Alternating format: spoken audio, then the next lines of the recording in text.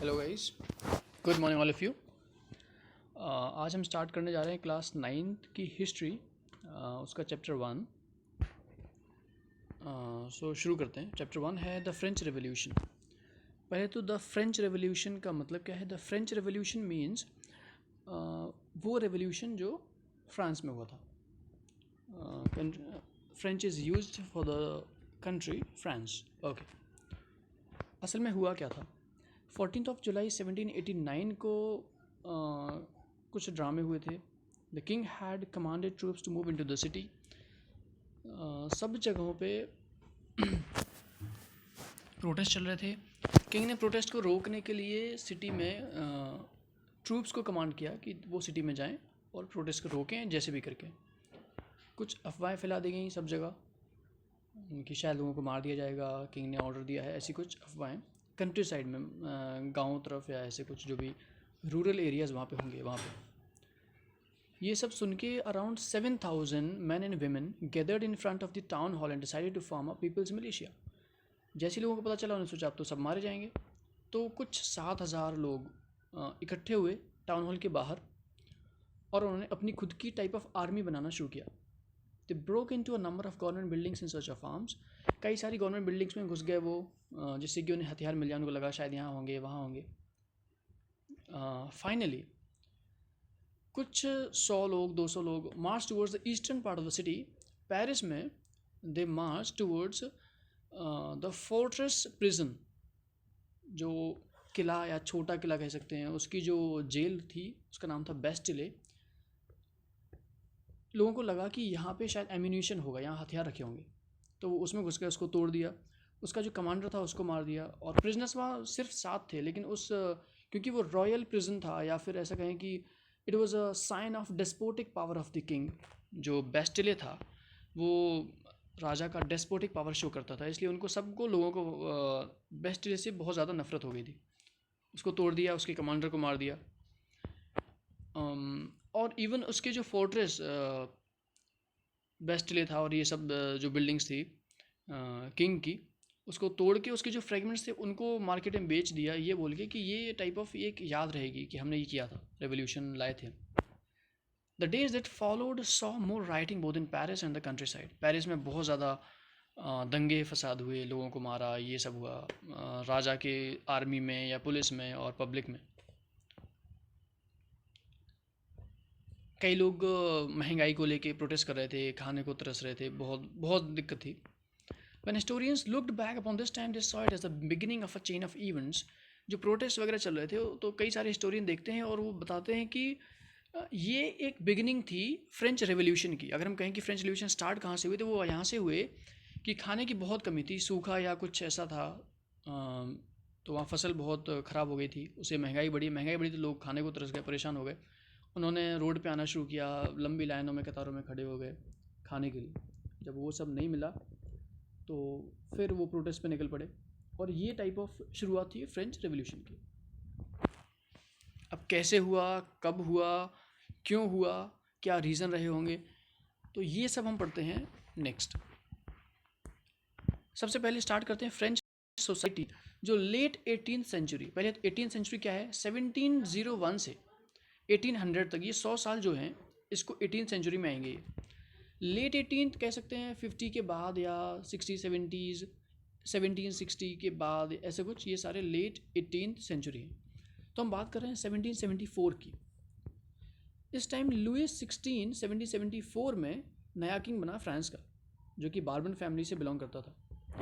वो सिर्फ 20 साल का था। उसकी शादी हुई ऑस्ट्रियन प्रिंसेस से, मैरी एंटोइनेट उसका नाम था प्रिंसेस का। Upon his accession the new king found an empty treasury. France काफ़ी दिनों से लड़ाइयों में उलझा रहा, तो उसकी ट्रेशरी या खजाना पूरा खाली हो रखा था। इसके साथ ही साथ जो मैरी एंटोइनेट थे, ये बहुत ही एक्स्ट्रावेगेंट किस्म की प्रिंसेस थी। इसके खर्चे बहुत ज़्यादा थे। तो इमेंस पैलेस ऑफ वर्सेलिस बहुत ही कंफर्टेबल टाइप ऑफ, बहुत ही हेविली रॉयल था। इसका खर्चा बहुत ज़्यादा था।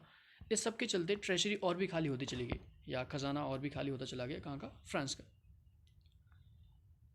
साथ ही साथ खजाना खाली हो चुका था, फिर भी इन्होंने अमेरिका की जो 13 कॉलोनीज़ थी उनको हेल्प किया कि वो इंडिपेंडेंट हों फ्रॉम देयर एनिमी ब्रिटेन। क्यों किया? क्योंकि ब्रिटेन जो थे अमेरिका पे राज करते थे और ब्रिटेन ही फ्रांस के दुश्मन थे। तो ब्रिटेन से आज़ाद कराने के लिए उन्होंने अमेरिका की हेल्प की। अमेरिका आज़ाद हो गया और इन पे भी कुछ खर्चा इन्होंने करना पड़ा। इसके साथ जो वहाँ पे पैसे थे उसको बोलते हैं लिवर्स या लिवरेज जो भी। तो अराउंड 2 बिलियन लिबर्स इन पे कर्जा हो गया फ्रांस पे। जिन्होंने इनको उधार पैसे दे रखे थे स्टेट को या फ्रांस को या राजा को, उन्होंने अराउंड 10% इंटरेस्ट चार्ज करना शुरू कर दिया। और फिर फ्रेंच गवर्नमेंट जो थी, राजा था यहाँ का, उसके पास कोई चारा नहीं बचा था इसके अलावा कि वो टैक्स बढ़ाए, और उसको टैक्स बढ़ाने के लिए कोशिश करना शुरू कर दिया। और ये भी काफ़ी नहीं था टैक्स बढ़ाना सिर्फ, बिकॉज़ यहाँ की जो सोसाइटी थी फ्रांस की, वो 3 पार्ट्स में डिवाइडेड थी। जो फर्स्ट उसको बोलते हैं 3 एस्टेट्स। यहाँ देख लेते हैं। जो फर्स्ट एस्टेट थी वो थी clergy. Second estate was nobility. Clergy असल में थी क्या? Clergy was a bench of fathers और से चर्च जो कि रूल करते थे। जैसे हमारे यहाँ ब्राह्मणिकल सोसाइटी थी, ब्राह्मण का जो ग्रुप था वो रूल करता था, वैसे ही वहाँ नोबिलिटी क्लर्जी रूल करती थी। सेकेंड जो एस्टेट थी वो थी नोबिलिटी। क्लर्जी रूल करने से मतलब है क्लर्जी पावर में थी, रूल असल में किंग ही करता था, पर क्लर्जी का भी से बहुत ज़्यादा होता था। जो थर्ड एस्टेट थी बची कुची जो होती थी वो थी पेजेंट्स और लैंडलेस लेबर आते थे उसमें। सर्वेंट्स आते थे, pageants and artisans, big businessman, merchants, courts, officials, lawyers etcetera, ये सारे थर्ड एस्टेट में आया करते थे। जो टैक्स थे जो राजा बढ़ाने वाला था वो सिर्फ थर्ड एस्टेट पे करता था। The society of estate was part of a feudal system that dated back to the middle ages. Feudal society थी। फ्यूडल से मतलब राजा है, राजा के बाद कुछ लोग हैं वो राजा के अंडर हैं, राजा के लिए काम करते हैं। जो राजा के अंडर है उनके लिए भी कुछ लोग हैं जो उनके लिए काम करते हैं, उनके लिए भी कुछ लोग हैं। तो ऐसे टाइप ऑफ ब्रांचेस हैं, ऑर्डर हैं। सबसे पहले किसी का नंबर है, फिर दूसरा, फिर तीसरा, ऐसे करके सोसाइटी डिवाइडेड थी, ऑर्गेनाइज्ड। पेजेंट्स बहुत बुरी तरह से परेशान हो चुके थे, बिकॉज उनको एक तो बहुत भारी भरकम टैक्स पे करना पड़ता था, दूसरी बात उनको टीथेस, जो कि चर्च भी अपना टैक्स अलग से लेता था, वो भी पेजेंट्स पे चार्ज करता था। वो टीथेस था, टैले था, जो tax direct tax state peasant से लेता था। ये इमेज है। जो मेन 3 रीज़न थे वहाँ फ्रेंच रिवॉल्यूशन के, वो ये थे, स्टार्ट होने के वो ये थे कि द स्ट्रगल टू सर्वाइव, जो पहला रीज़न था, the struggle to survive. Second reason was how a subsistence crisis happens. जो सबसिस्टेंस मतलब बताएंगे अभी। और तीसरा जो बहुत बड़ा रूट कॉज था वो ये था कि मिडिल क्लास ने ये सोचना शुरू कर दिया था कि जो प्रिविलेजेस होते हैं बेस्ड ऑन बर्थ वो ख़त्म होने चाहिए। तो एक ये रीज़न था, इस वजह से रिवॉल्यूशन हो पाया। सबसे पहला देखते हैं, पॉपुलेशन बढ़ रही थी फ्रांस की। पॉपुलेशन बढ़ी, बारिश नहीं हुई, फसल ख़राब हुई तो महंगाई बढ़ी तो लोगों ने खाने को परेशान हो गए तो सड़कों पे आ गए। इवन दे हैव टू कतारों में खड़े हुए ब्रेड के लिए। ये सब हुआ, महंगाई बढ़ी, लेकिन जहाँ लोग काम करते थे, मजदूरी करते थे, उनके वेजेस नहीं बढ़ाए गए, जिससे कि वो कोप अप नहीं कर पाए। और जो वेजेस उनको मिलते थे वो उनको सिर्फ खाने के लिए भी पर्याप्त नहीं होते थे। तो रिच और पुअर में गैप बहुत हो गया। जो अमीर थे बहुत अमीर होते गए, जो गरीब थे वो बहुत गरीब होते गए। सबसिस्टेंस क्राइसिस मतलब जो बेसिक नीड होती हैं लोगों की, खाने को भी नहीं है, रहने को नहीं है, कुछ नहीं है, बर्बाद हो रहे हैं, काम लगातार कर रहे हैं। तो ये था सबसिस्टेंस क्राइसिस मतलब प्रॉब्लम या टाइप ऑफ स्ट्रगल क्राइसिस। ये हुई कैसे? पहले तो bad harvest because off season और सूखा या जो भी, इससे स्कैर्सिटी ऑफ फूड हुई, खाने की कमी हुई। इससे महंगाई बढ़ी, राइजिंग फूड प्राइसेस, लोग ब्रेड नहीं खरीद पाए, लोगों की बॉडी कमज़ोर हुई, तो डिसीज़ एपिडेमिक आया, मतलब सब लोग बीमार हो गए, काफ़ी लोग, इससे बहुत लोगों की मौतें होना शुरू हो गई। साथ ही साथ जब लोग खाना नहीं खरीद पाए तो फूड राइट्स हुई, खाने को लेके दंगे फसाद, इससे भी लोगों की मौतें हुई।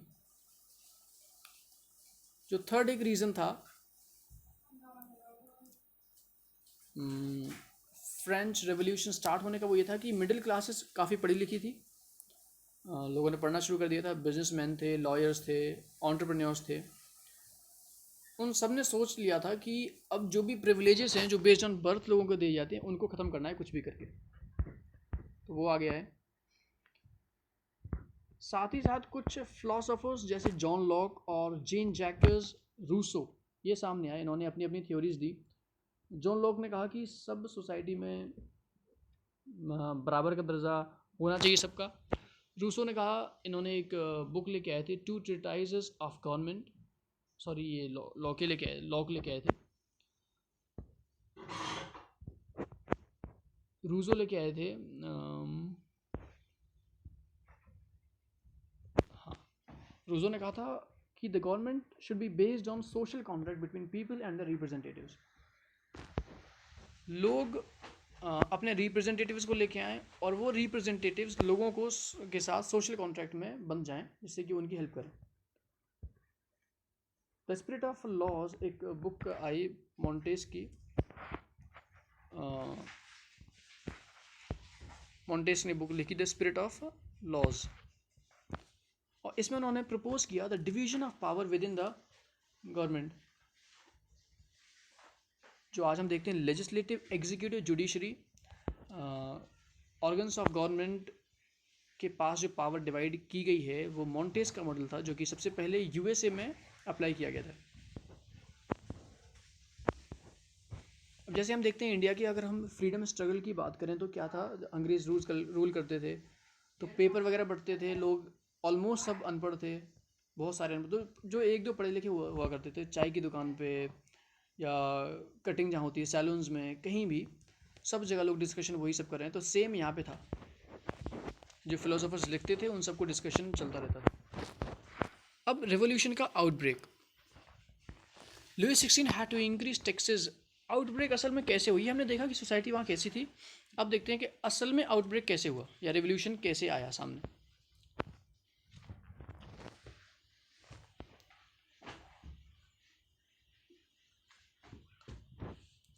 Louis 16 had to increase taxes, जैसे कि हमने देखा कि वहाँ महंगाई बहुत बढ़ गई थी, फ्रांस कर्ज में डूबने वाला था, डूब चुका था ऑलमोस्ट। तो लुई 16 के पास उसको सस्टेन करने के लिए स्टेट को और अपने वर्सेलिस, पैलेस ऑफ वर्सेलिस के एक्स्ट्रा वेगेंस को मेंटेन करने के लिए एक ही रास्ता था कि वो टैक्स बढ़ाए।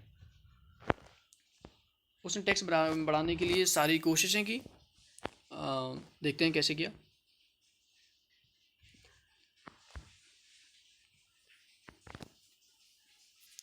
फ्रांस में एक रूल था कि अगर राजा चाहे तो वो टैक्स नहीं बढ़ा सकता खुद से अकेले, उसको क्या करना पड़ेगा, तीनों एस्टेट्स, जो सोसाइटी के 3 एस्टेट्स थे, उनके रिप्रेजेंटेटिव से सलाह लेनी पड़ेगी, और जब वो अप्रूव कर देंगे उसके बाद ही वो ये कर सकता है, टैक्स बढ़ा सकता है या कोई भी ऐसा कॉन्स्टिट्यूशनल चेंज ला सकता है।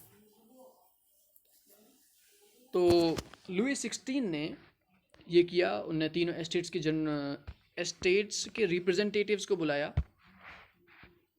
5 मई 1789 में, असेंबली बुलाई।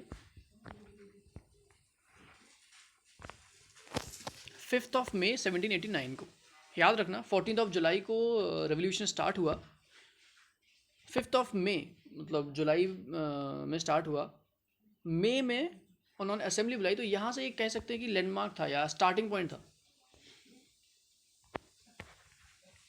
The first and second estates sent 300 representatives each, who were seated in rows facing each other on two sides, while 600 members of the third estate had to stand at the back. जो first दो estates थी उनके 300 members या representative आमने सामने बैठे हुए थे रोज में, और बाकी की जो थर्ड एस्टेट थी उसके 600 जो रिप्रेजेंटेटिव्स थे वो खड़े हुए थे पीछे। The third estate was represented by it's more prosperous and educated members. अब प्रॉब्लम कहाँ थी? ये तो सब सही हो रहा था, टैक्स बढ़ाना है, उसने रिप्रेजेंटेटिव बुलाए। असल में दिक्कत कहाँ आ रही थी? असल में जो मेन प्रॉब्लम थी, अच्छा एक और चीज़ जो देखने वाली बात है, जो थर्ड एस्टेट था वो बहुत बुरी तरह से परेशान था, लोगों के पास राइट्स नहीं थे। तो थर्ड एस्टेट्स के जो रिप्रेजेंटेटिव्स आए थे वो आए थे 40,000 लेटर्स के साथ कि यार ये हमारी डिमांड है, इनको पूरा करो, आप राजा हैं। 40,000 लेटर लेके आए थे वो डिमांड के साथ। 40,000 डिमांड कह सकते हैं, और ज़्यादा भी हो सकती है। अब प्रॉब्लम कहाँ आ रही थी? प्रॉब्लम ये थी कि जो किंग था, पहला जो रूल था, ओल्ड रेजिम था जो फ्रांस में, रूल ये था कि 3 एस्टेट्स के रिप्रेजेंटेटिव्स आएंगे, वो वोट करेंगे और फिर कोई भी लॉ बनेगी। लेकिन प्रॉब्लम ये थी कि हर एस्टेट का सिर्फ एक वोट होगा। मेंबर 300 हैं, लेकिन 300 को मिलकर डिसाइड करना है कि हमें हाँ बोलना है या ना बोलना है। और ऐसे सिर्फ 3 वोट होते। अगर हम देखें तो किंग क्लर्जी के साथ था, उसे टैक्स नहीं लेता था, क्लर्जी की हेल्प करता था, क्लर्जी पावर में थी। और जो सेकंड एस्टेट थी वो थी नोबिलिटी, वो भी पावर में थी, उससे टैक्स चार्ज नहीं किया जाता। तो ये तो किंग के साथ थे ही, तो थर्ड एस्टेट अगर उसके साथ ना भी आए तो भी उसके पास 2 वोट हो जाते हैं, और 3 में से जब 2 वोट हों तो कुछ भी कर सकता है वो। तो थर्ड एस्टेट सिर्फ कह सकते हैं कि नाम का था, it was not of any importance, much importance. अब क्या हुआ? जो थर्ड एस्टेट था उसके रिप्रेजेंटेटिव्स जो थे, उन्होंने बोला कि एक काम करते हैं, हर एस्टेट एक वोट नहीं होल्ड करेगा, हर एस्टेट के पास एक वोट नहीं होगा, हर एस्टेट के हर मेंबर के पास एक वोट होगा। इसका मतलब थर्ड एस्टेट के पास 600 रिप्रेजेंटेटिव्स थे, उसके पास 600 वोट होंगे, वो अपने अपने तरीके से वोट करेंगे, 600 वोट हाँ या ना बोलेंगे। जो सेकंड एस्टेट है उसके पास 300 वोट हैं, वो 300 वोट बेयर करेंगे, 300 रिप्रेजेंटेटिव्स हैं इसलिए। और जो फर्स्ट एस्टेट है उसके पास भी 300 रिप्रेजेंटेटिव्स, और इसलिए 300 वोट्स होने चाहिए। इस तरीके से 1200 वोट होंगे। और अगर 600 से ज़्यादा वोट उनके पास आएँ, राजा के पास, या इस बिल को लेके कि टैक्स बढ़ाया जाए, और 600 लोग बोलें कि हाँ ठीक है बढ़ा दो, तो फिर बढ़ाना चाहिए, वरना नहीं। देखते हैं फिर क्या होता है। King was not ready for this. जब वो तैयार नहीं हुआ तो जो थर्ड एस्टेट के लोग थे वो असेंबली से बाहर आ गए और उन्होंने प्रोटेस्ट करना शुरू कर दिया। जो थर्ड एस्टेट के लोग थे उन्होंने सोचा कि यार फ्रेंच जो नेशन है उनको देशभक्ति वाली भावना थोड़ी जगी उनमें, और उन्होंने बोला कि यार हम अपने देश के लिए खड़े होंगे, देश के लोगों के लिए खड़े होंगे, और ये सब करके उन्होंने टाइप ऑफ स्पोक पर्सन वो बन गए देश के, मतलब देश की वकालत करने लगे या देश के प्रवक्ता बन गए। 20 जून को ऑन 20 जून, पहले उन्होंने प्रोटेस्ट किया। 5 मई को याद रखना टाइमलाइन, 5 मई 5 मई 1789 को किंग ने बुलाई थी मीटिंग। मीटिंग के उसी दिन ये लोग प्रोटेस्ट करने लगे जब इनको रिजेक्ट कर दिया गया। और 20 जून को जो थर्ड एस्टेट के रिप्रेजेंटेटिव थे, ये वर्सेलिस में, Versailles is a place where the king lived, Versailles के जो इंडोर टेनिस कोर्ट था वहाँ पे ये 600 रिप्रेजेंटेटिव इकट्ठे हुए, और इन्होंने वहाँ शपथ ली कि हम यहाँ से हम नेशनल असेंबली हम हैं। नेशनल असेंबली मतलब लॉ मेकिंग बॉडी फ्रांस की हम ही हैं अब से, और हम यहाँ से जब जाएंगे जब यहाँ का फ्रांस के लिए एक नया कॉन्स्टिट्यूशन ड्राफ्ट कर लेंगे, और इस तरीके से हम जो अपने राजा हैं उनकी पावर्स को कम करेंगे या लिमिट करेंगे। दे वर लेड बाई मीराबाउ एंड अबेसियस। ये जो दो लीडर थे, मीराबाउ एंड अबेसियस, ये नेशनल असेंबली के लीडर थे। मीराबाउ और अबेसायस ये दोनों ही नोबल फैमिलीज़ में बॉर्न थे, लेकिन इन्होंने सोचा कि हम थर्ड एस्टेट की मदद करेंगे और अपने फ्रांस से ये सब कोई भी प्रॉब्लम है वो सब ख़त्म करेंगे।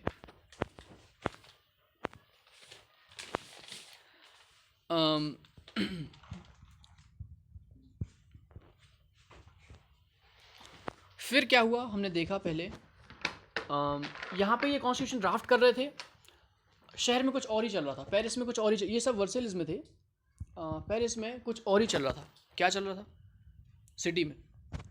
वहाँ ये था कि मौसम बहुत ख़राब था, सर्दियाँ बहुत थी,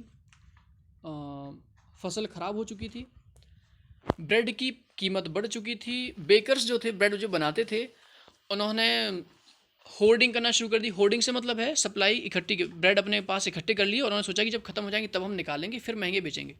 आप जानते हो कि जब सप्लाई ब्रेड कम हो जाए तो कीमत बढ़ा देते हैं, या कुछ भी कम हो जाए, जैसे टमाटर हैं, टमाटर अगर शहर में कम हो गए तो जिनके पास टमाटर ज़्यादा हैं वो महंगाई कर देते हैं और महंगे बेचते हैं। सेम ही वहाँ हुआ, महंगाई बढ़ गई अचानक से, लोग ख़रीद नहीं पाए, महिलाएं, वहाँ की औरतें सब इकट्ठे हो गए, परेशान हो गए, और उन्होंने दे स्टॉर्म्ड इनटू द शॉप, दुकानों में घुसना शुरू कर दिया, तोड़ फोड़ करना शुरू कर दी।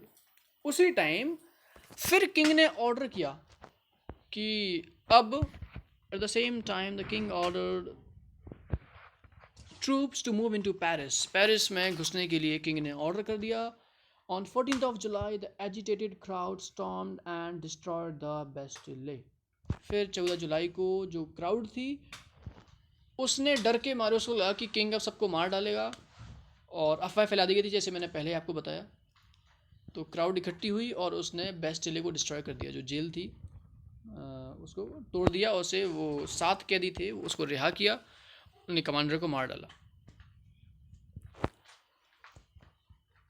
गांव जो थे वहाँ, रूरल एरियाज थे, वहाँ कुछ और ही चल रहा था। वहाँ ये था कि जो मैनर होते हैं, जो छोटे छोटे फील्ड्स के हेड थे, उनको लगा कि ये हमारी फसल ख़राब कर देंगे, ये अफवाह फैलाई गई थी, उनको लगा ख़राब कर देंगे, तो फिर उन्होंने उन सबको ही मार डाला।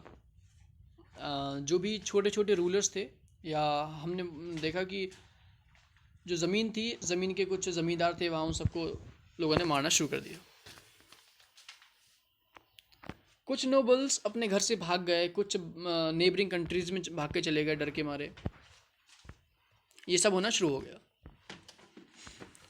लुइस 16 जो कि वहाँ के राजा था,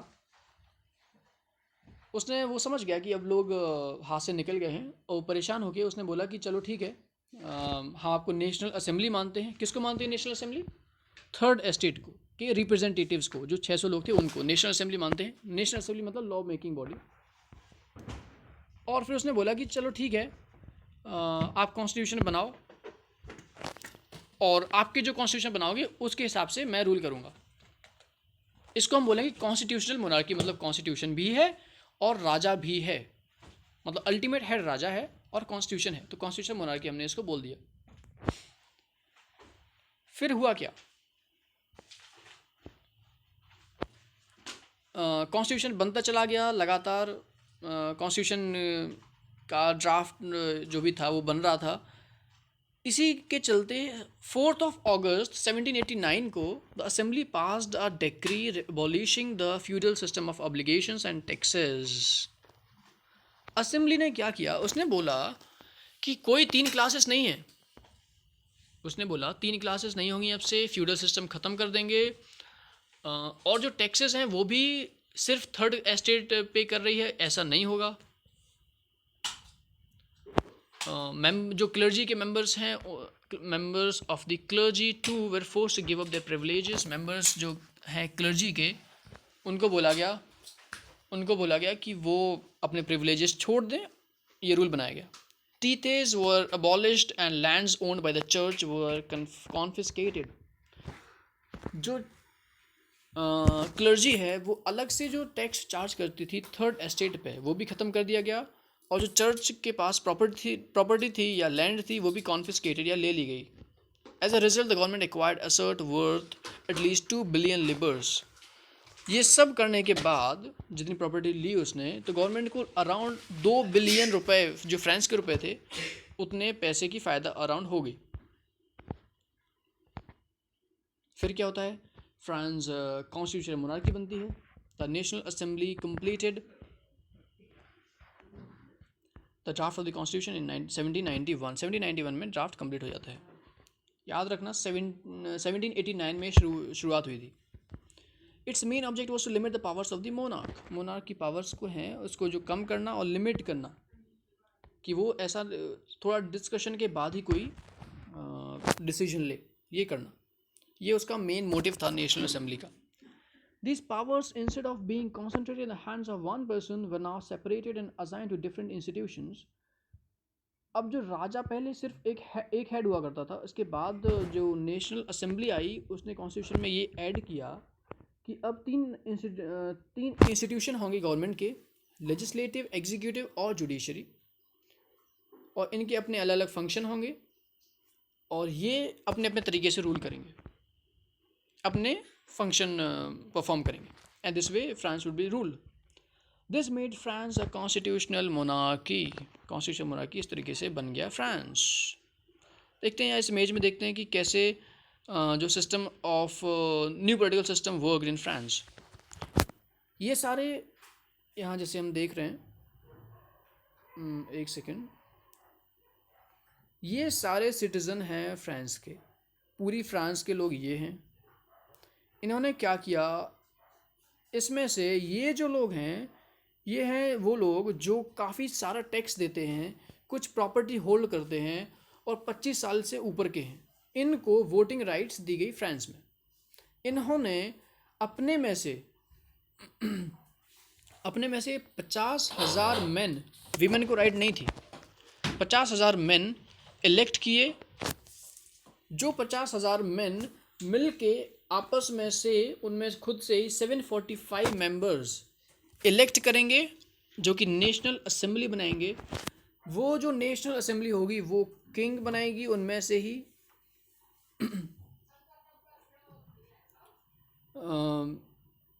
और वो नेशनल असेंबली में से ही कुछ डिपार्टमेंट के हेड बनाए जाएंगे जिनको हम मिनिस्टर्स बोलेंगे। किंग के पास वीटो पावर होगी। वीटो पावर का मतलब है कि कोई भी डिसीजन किंग अकेला चाहे तो भी मना कर देगा, अगर एग्री नहीं करेगा तो डिसीजन वो नहीं माना जाएगा। ये हमने देखा लेजिस्लेटिव, ये हमने देखा कि लेजिस्लेटिव किस तरीके से बनाई गई। फिर देखा एग्जीक्यूटिव, जो किंग है वो एग्जीक्यूटिव मतलब जिसको रूल फॉलो करवाना है, एग्जीक्यूट करना है, तो एग्जीक्यूटिव। लेजिस्लेटिव जो रूल बनाएगा वो। और जुडिशरी, जो एक्टिव सिटीजन्स थे, एक्टिव सिटीजन्स बोलते हैं उनको जो कुछ टैक्स बहुत ज़्यादा देते थे और जिनको वोटिंग राइट्स थी, वो थे एक्टिव सिटीजन्स। ये फिर इन्होंने वोट से अपने में से ही वोट करके एक जुडिशरी पैनल चुना जो जज बना। ऐसे तीनों मेंबर ऑफ द गवर्नमेंट, तीनों organs of the government were selected और दे केम। और ये political system under the constitution of 1791 था फ्रांस का। इसकी आप कुछ चीज़ें आपको ध्यान रखनी है, जैसे क्या क्या याद रखना है, एक सेकेंड। पहले तो जो 25 ईयर्स से ज़्यादा के लोग थे उनको ही वोटिंग राइट्स थी। Who paid the tax which is equal to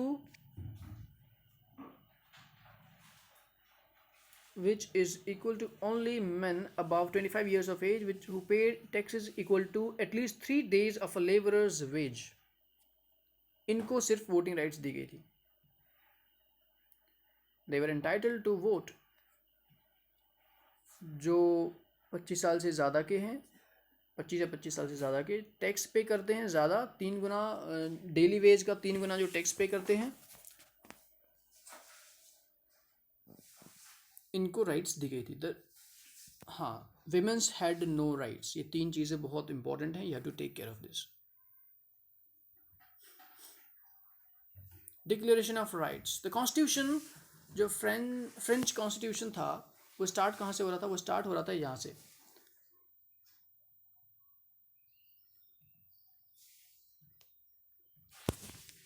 declaration of rights of man and citizens.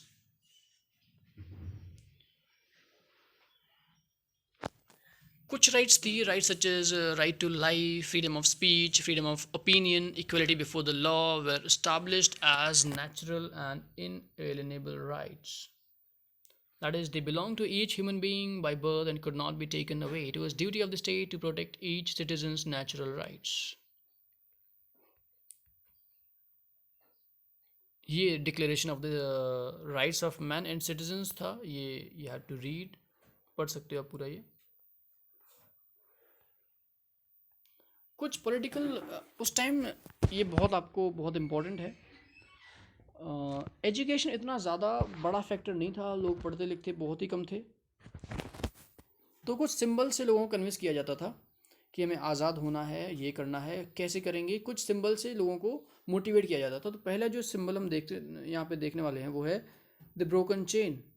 Chain हम समझते हैं, चेन मतलब यूज़ करते हैं किसी भी चीज़ को बांधने के लिए, तो ब्रोकन चेन मतलब बंधन तोड़ देना या फिर जो लोग बंधे हुए थे उनको फ्री करना। तो ये जो सिंबल यूज़ किया गया था, ये यूज़ किया गया था जो स्लेव्स थे उनको फ्री करने के लिए, मतलब आज़ाद करने के लिए। ये ब्रोकन चेन का symbol. Bundle of rods and faces, ये यूज़ किया गया था। ये किस लिए यूज़ किया गया था? ये बंडल एकता में शक्ति है ये दिखाने के लिए। सामने आप देख रहे हो इसमें एरो भी है जो ये दिखाता है कि एकता में शक्ति। अगर हम साथ मिलके अटैक कर रहे हैं मोनार्की पे, not with weapons but with ideology and with togetherness, अगर हम अटैक करें और तो definitely will achieve what we wish, या आज़ादी हमें मिल जाएगी। एकता में शक्ति है, दिस मीन्स। थर्ड, एक जो बहुत इंपॉर्टेंट सिंबल था वो ये था कि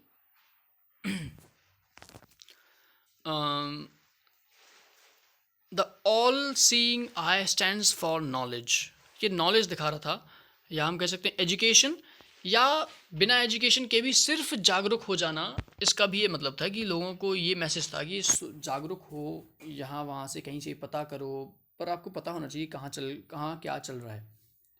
तो ये सिंबल इसलिए यूज़ किया गया था। सेप्टर, जैसे कि ये दिख रहा है, ये रॉयल पावर का सिंबल है। Snake biting its tail to form a ring, ये था कि a ring has neither beginning nor end, symbol of eternity. France है, था, रहेगा, इसको थोड़ा सा वो करने के लिए, देशभक्ति जगाने के लिए। Red Phrygian cap, cap worn by a slave upon becoming free. जब कोई स्लेव फ्री हो रहा था तो उसको ये प्राउड फीलिंग के लिए ये वाला कैप दिया जा रहा था या पहनाने जा रहा था, जिससे कि एक सिंबलाइज हो कि हम फ्री हैं। ये जो फिगर यूज़ किया गया है ये है ब्लू, वाइट और रेड, तीन कलर जो फ्रांस के नेशनल कलर में यूज़ हुए हैं, नेशनल फ्लैग में यूज़ हुए हैं, और we can see national colours of France हैं। तो ये भी एक देशभक्ति वाला सिंबल। ये बहुत ही इम्पोर्टेंट है, द विंग्ड विमेन।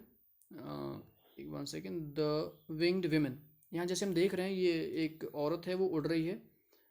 इसको पर्सोनिफिकेशन ऑफ लॉ, मतलब लॉ को अगर इंसान बोलें या इंसानी उसमें लाया जाए तो ये दिखाने की कोशिश की गई है कि ये ऊपर है, सब नीचे खड़े हुए हैं, ये ऊपर है। इसका मतलब लॉ इज़ अबव एवरीवन, सबसे ऊपर लॉ है, उसके बाद कोई है।